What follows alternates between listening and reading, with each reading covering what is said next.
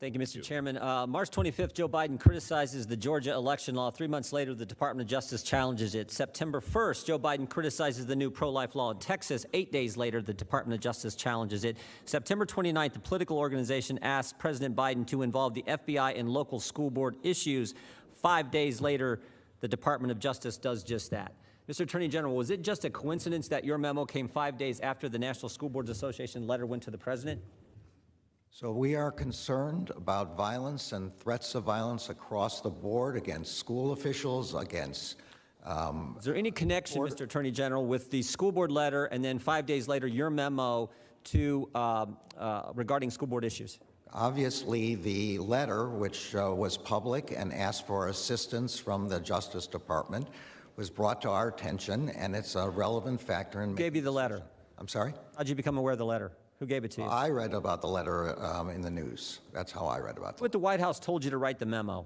No one in the White House spoke to me about the memo at all, but I am sure, at least I certainly would believe that the White House communicated its concerns about the letter to the Justice Department, and that is perfectly... Oh, that was my next question. Did you or anyone at the Justice Department discuss the memo with White House personnel or with anyone at the White House before the memo was sent? I did not.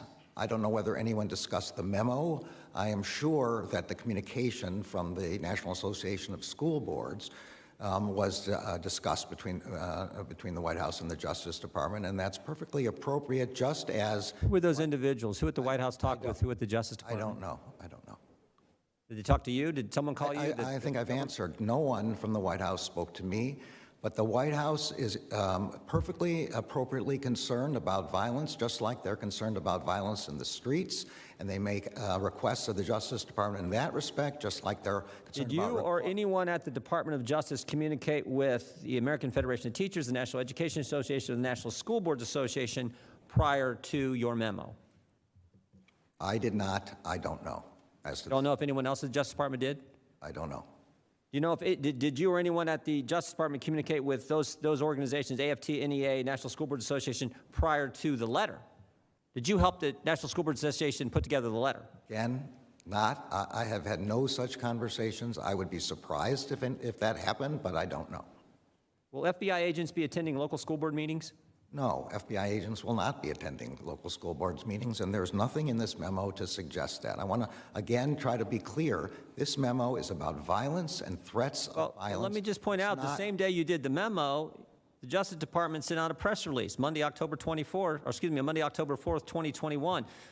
The press release says, Justice Department addresses violent threats against school officials and teachers. Now, you said earlier to a question from one of my colleagues on the Republican sides that parents aren't domestic terrorists, we're not going to treat them that way. But let me just read from the third paragraph. According to the Attorney General's memorandum, the Justice Department will launch a series of additional efforts in the coming days designed to address the rising criminal conduct directed towards school personnel.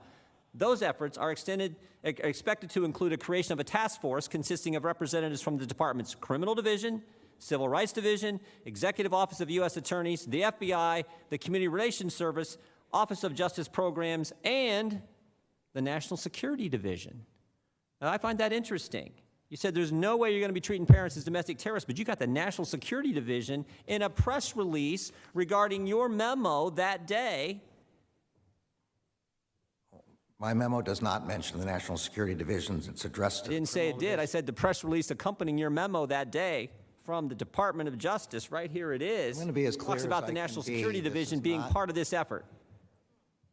I want to be clear as I can be. This is not about what happens inside school board meetings. It's only about threats of violence and violence aimed at school officials, school employees, and teachers. First sentence of your memo, very first sentence, you said, in recent months there's been a disturbing spike in harassment, intimidation, threats of violence. Yes. When did you first review the data showing this so-called disturbing uptick? So I read the letter, and we have been seeing over time threats. Whoa. I didn't ask you. So you read the letter. That's your source? So let me be clear. This is not a prosecution or an investigation. Is there some study, some effort, some investigation someone did that said there's been a disturbing uptick, or you just take the words of the National School Board Association?